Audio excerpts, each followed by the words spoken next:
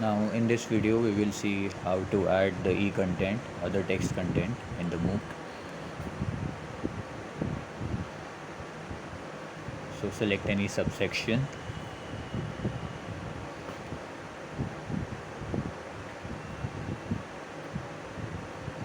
then click on new unit.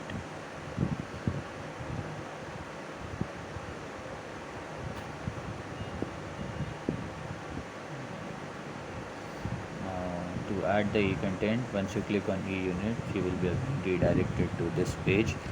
Again, provide the name of the unit, and after that you can see 5 options below. To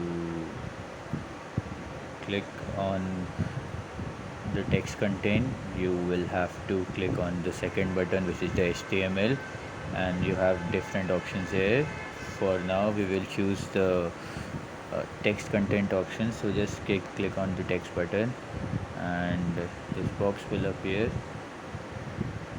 And now if you want to add something into it, click on to edit, and if you want to write anything, you can click on that and then copy or paste from the word file or any text which is your only, and you can paste the text right over here. Then you have different options, you can make it bold, italic, you have options to indent it, then you have bullets, and you can also insert images here, you can insert links into words, and so basically it's provide you with a lot of features right over here. So you can go over them and then use them in your unit.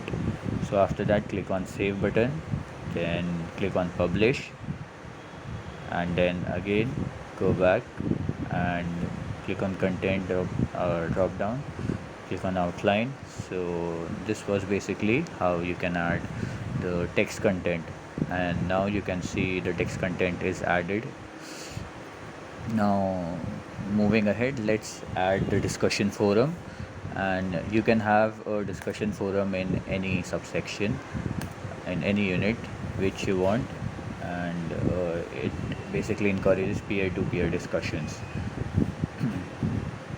So the topic will be put in by the resource person only, and you can also talk about issues over there. So click on new unit again. So once you are inside it, then we have learned already how to add video and HTML. So for discussion, click on this button, and if you want to change this title discussion, click on the button there, and now let's say you write any display name here, click on save. So now we can publish it, and now this will be accessible to the participant and they can start any thread of discussion. And we can see again how this looks like for the participants. So outline drop down, going back, and you can see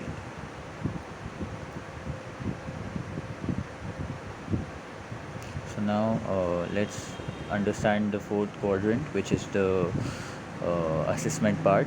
Then again click on new unit and write the name of the unit here. So you can see the 5 buttons again.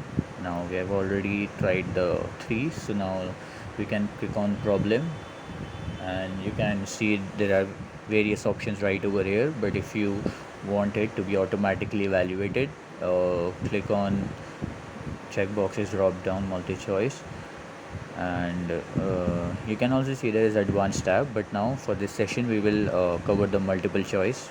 Click on over the multiple choice, and now you can see it's a box where you have questions and you can put in your answers right over here.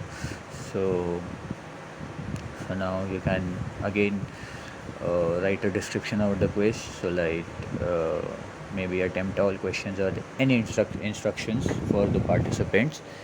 You can write it over here. Now to enter the question, you can add your question here, so make sure you have to add the questions in between these two characters, and add a question over here. So type in your question over here.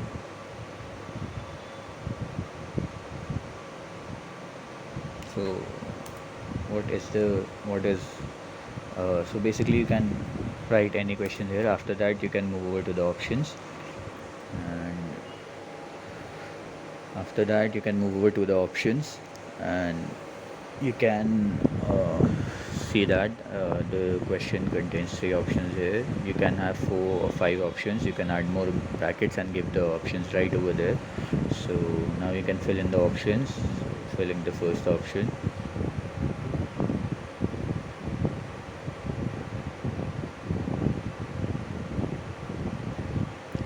So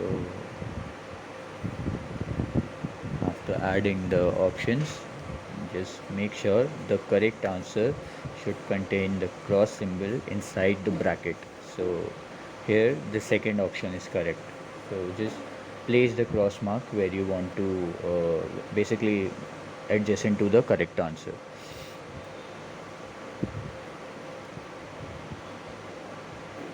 So in this way you can add as many questions as you want. So this is my first question, I can copy this.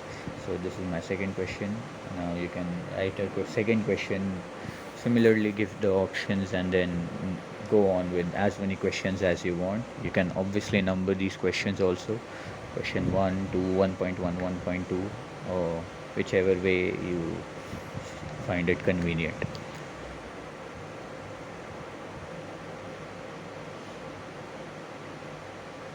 So now click on save, and now you can see the questions over here. So again publish, and you can go back, content, outline, and that's it. And in this way you can see that we have added sections, subsections inside these units. Then we have further added video content, the text content, discussion forums, and quiz. So all the 4 quadrants have been covered now, and you can add further more things inside these also. And this is how basically you can use the 4 quadrants in your course. And before putting the course out there, please structure your contents properly. So the structure should be already ready before you want to create your contents. Thank you.